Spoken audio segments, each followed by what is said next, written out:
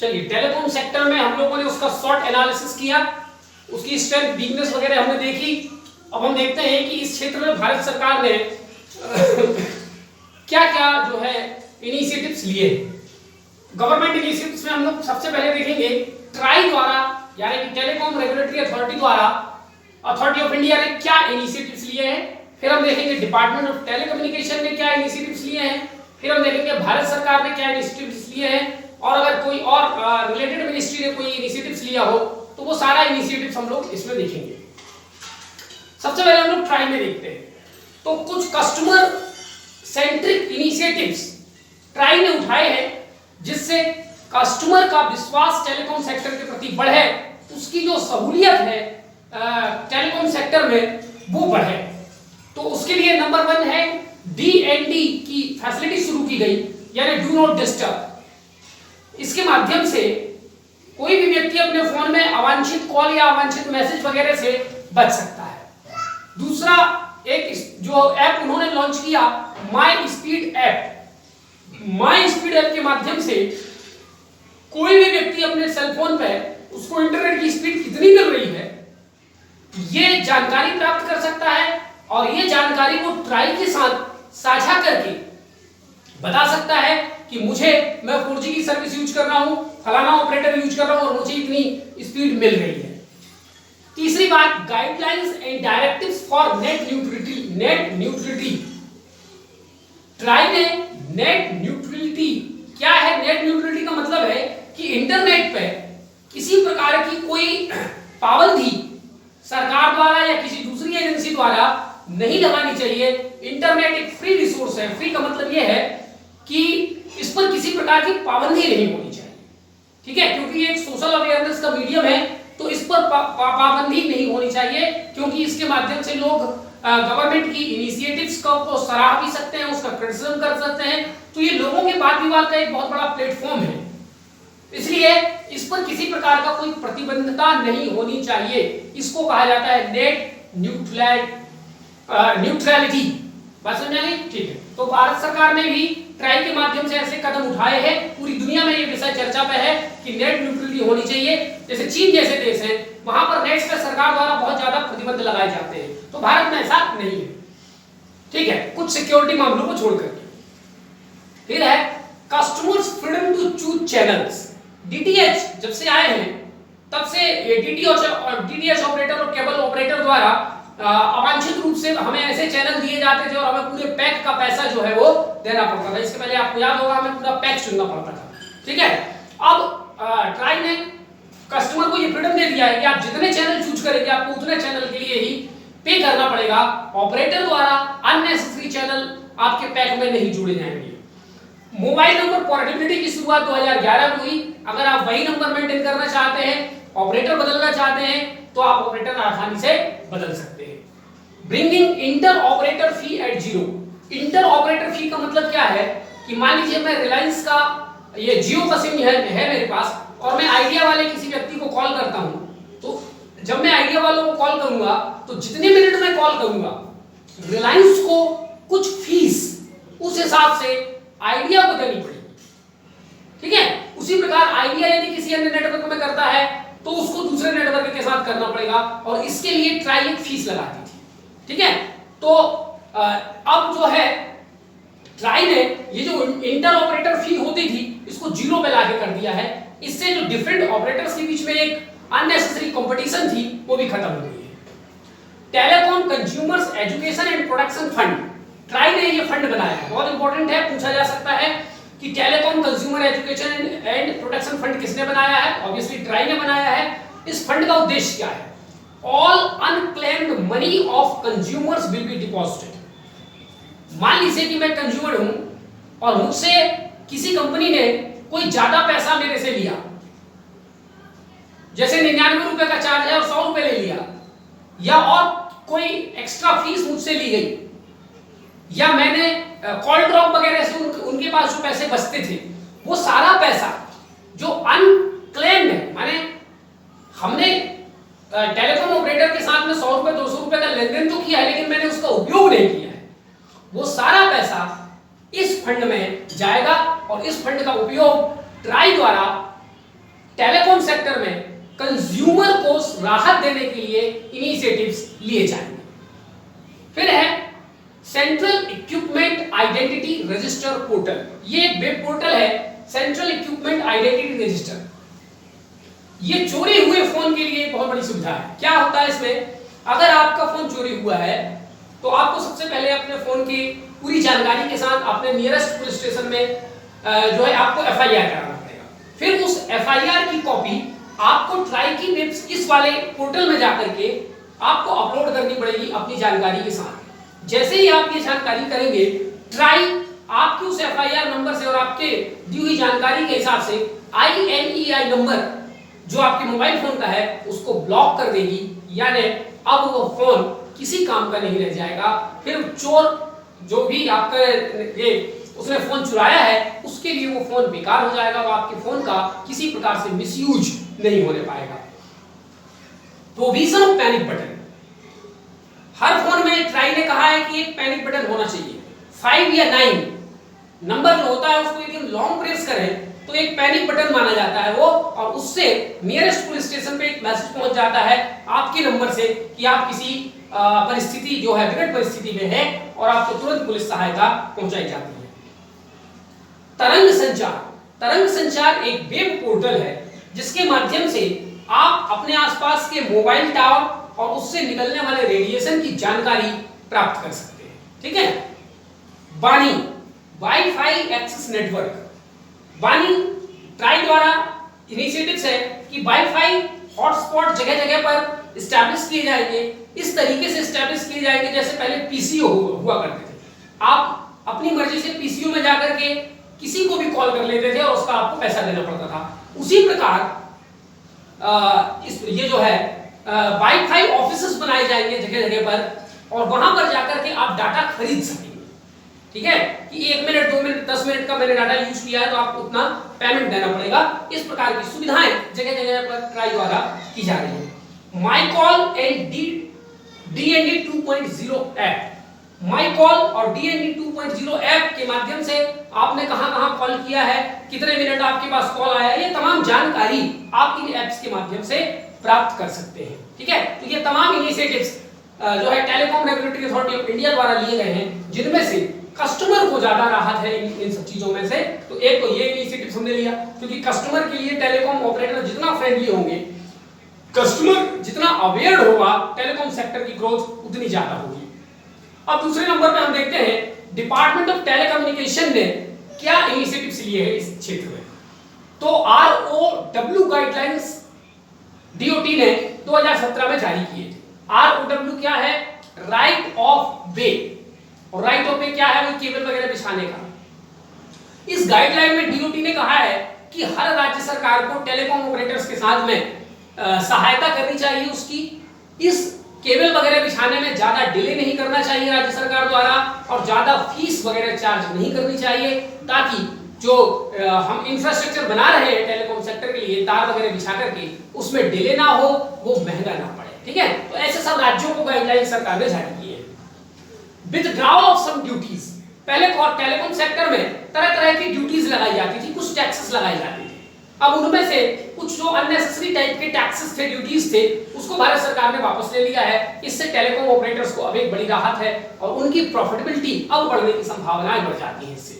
Separate licence and spectrum allocation, अभी इसके पहले 2016 के पहले खासतौर पे जिस कंपनी को लाइसेंस मिलता था उसी को स्पेक्ट्रम मिल जाता था, यानी स्पेक्ट्रम और लाइसेंस दोनों यूनिफाइड थे।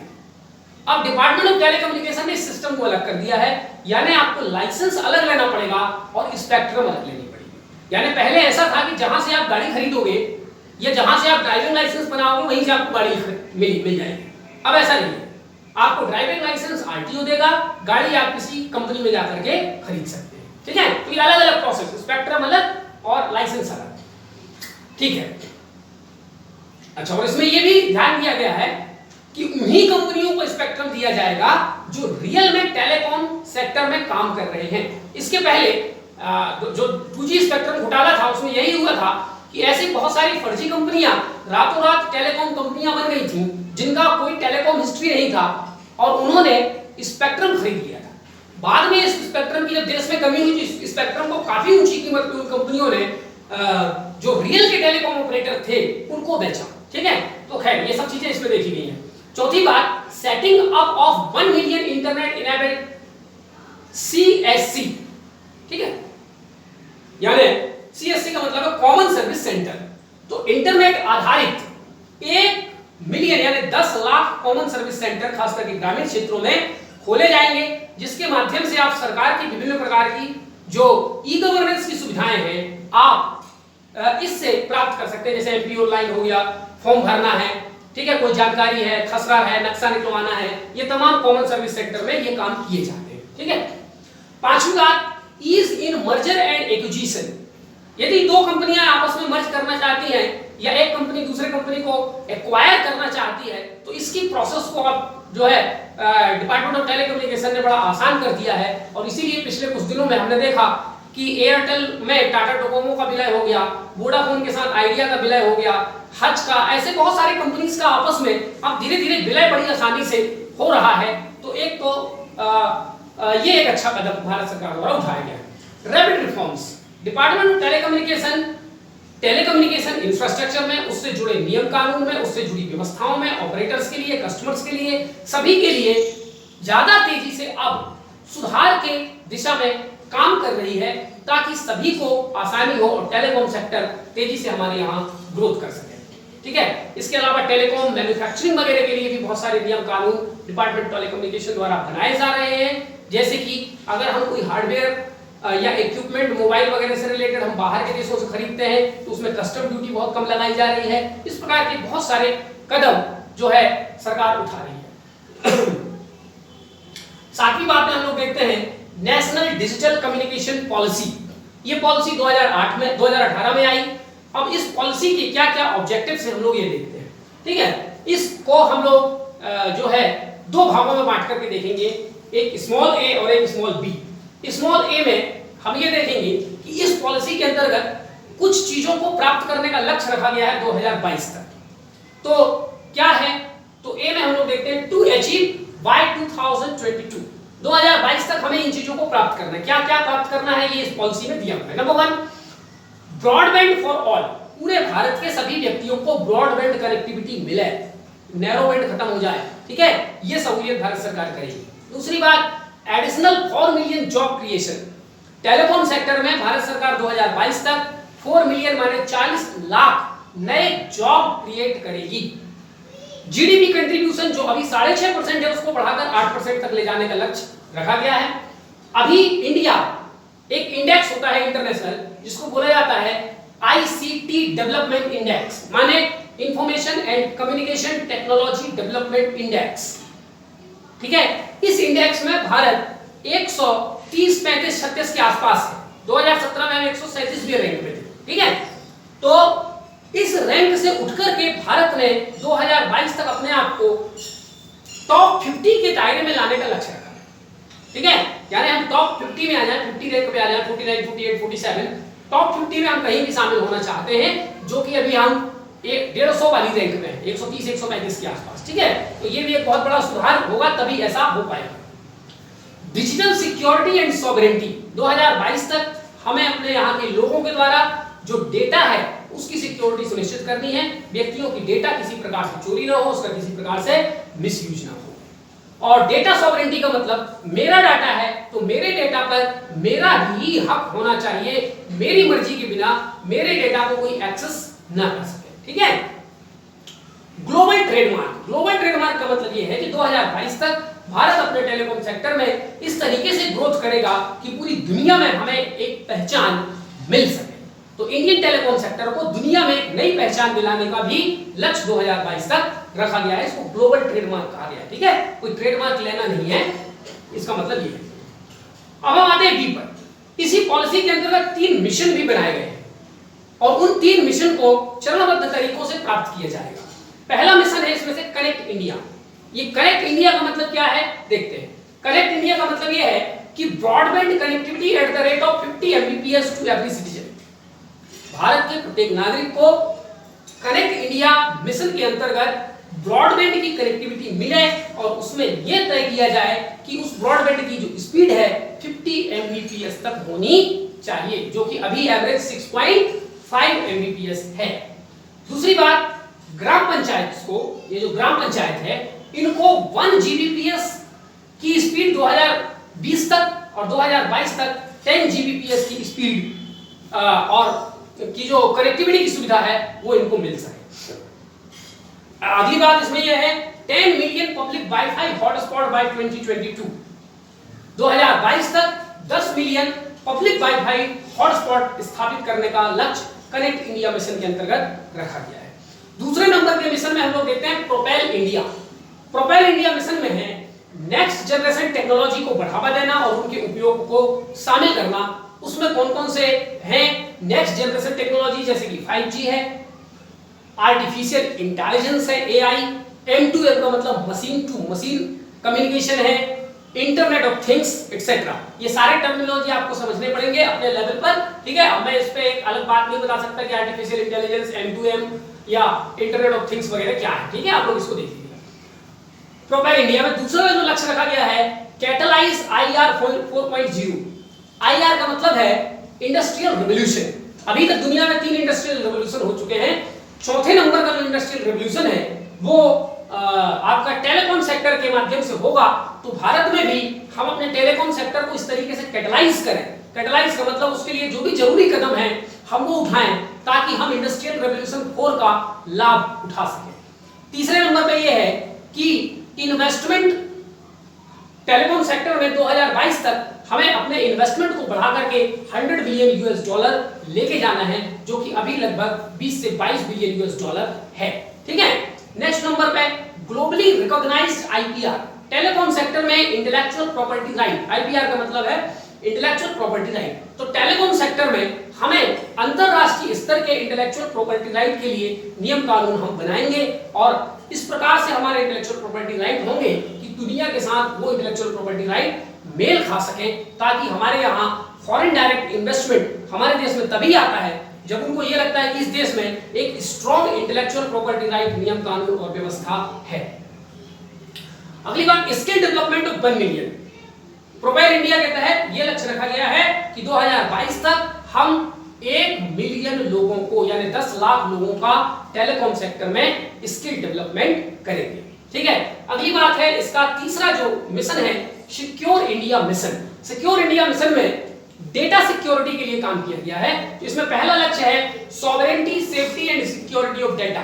जो डेटा हम उपयोग करते हैं उस डेटा पर हमारा ही हक हो, उसकी सेफ्टी सुनिश्चित हो सके और उसकी सिक्योरिटी सुनिश्चित हो सके। दूसरा, नेट न्यूट्रलिटी के बारे में इस मिशन पर जो है वो काम किया जाएगा, यानी किसी भी प्रकार से सोशल मीडिया, इंटरनेट और उससे रिलेटेड चीजों पर अनावश्यक प्रतिबंध भारत सरकार द्वारा या किसी उसके डिपार्टमेंट द्वारा ना लगाया जाए। लोगों की पहुंच इंटरनेट तक और इंटरनेट में उपलब्ध सभी चीजों तक आसानी से हो सके, अनटिल और अनलेस वो देश की सिक्योरिटी, इंटीग्रिटी, यूनिटी के लिए खतरा ना हो। और तीसरी बात, ग्लोबल डिमांड हमको क्रिएट करना है, ठीक है।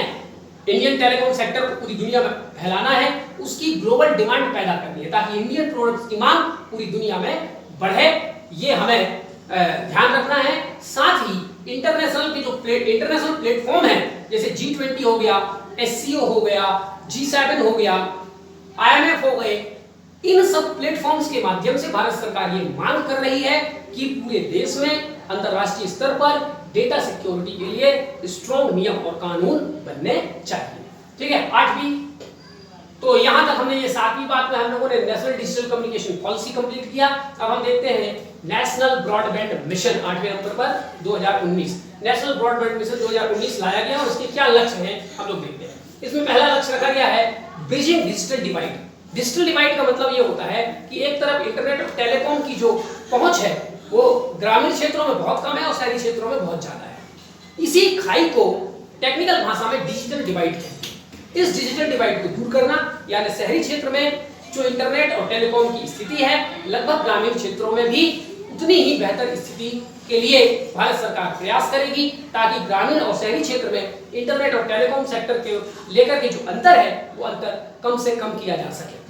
दूसरी बात, fast track reform and growth of communication infrastructure. Bharat में कम्युनिकेशन इंफ्रास्ट्रक्चर से लेकर के जो रिफॉर्म है उसको तेज किया जाएगा और उसके ग्रोथ को भी तेज किया जाएगा।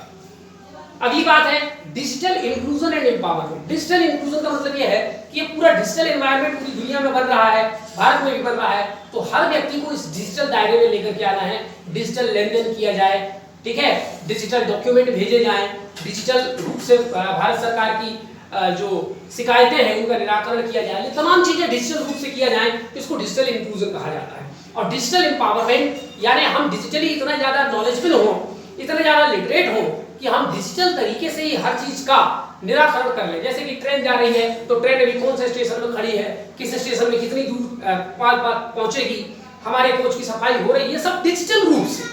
तो हर एक चीज हम डिजिटल रूप से कर सके, इससे डिजिटल एम्पावरमेंट होगा।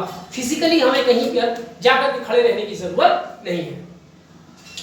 Affordable and universal access to broadband. Broadband की कीमत कम हो, सप्लाई ज्यादा हो, ऑपरेटर्स ज्यादा हो, ऑपरेटर्स की terms and condition customer friendly हो, ये सारी बातें ध्यान रख करके ब्रॉडबैंड को अफोर्डेबल भी बनाना है और यूनिवर्सल माने हर एक व्यक्ति की पहुंच में ब्रॉडबैंड हो सके, ये भी सुनिश्चित करना है। Quality improvement of services. जो भी टेलीकॉम ऑपरेटर्स द्वारा या इंटरनेट सर्विस प्रोवाइडर द्वारा जो सर्विसेज हमें दी जाती है वो क्वालिटी सर्विस हो, इस बात पर भी इस ब्रॉडबैंड मिशन में ध्यान रखा गया है। अगली बात broadband readiness index BRI for states. इस मिशन के अंतर्गत एक ये बात तय की गई है कि एक इंडेक्स बनाया जाएगा, ब्रॉडबैंड रेडीनेस इंडेक्स।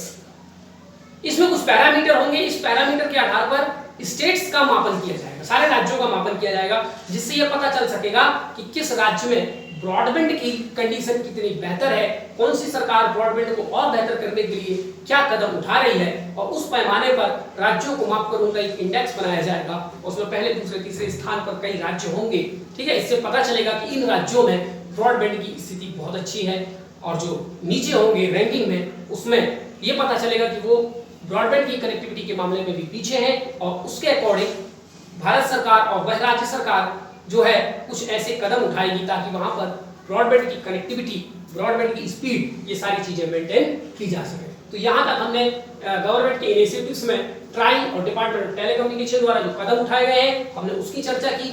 इसके अलावा कुछ और भी कदम डिपार्टमेंट ऑफ टेलीकम्युनिकेशन, उसके लिए मिनिस्ट्री ऑफ होम अफेयर्स ने भी कुछ कदम उठाए हैं, और भारत सरकार भी बजट की एलोकेशन वगैरह बढ़ा करके इसमें आगे काम कर रही है, वो हम आगे की वीडियो में देखते हैं। तब तक के लिए धन्यवाद।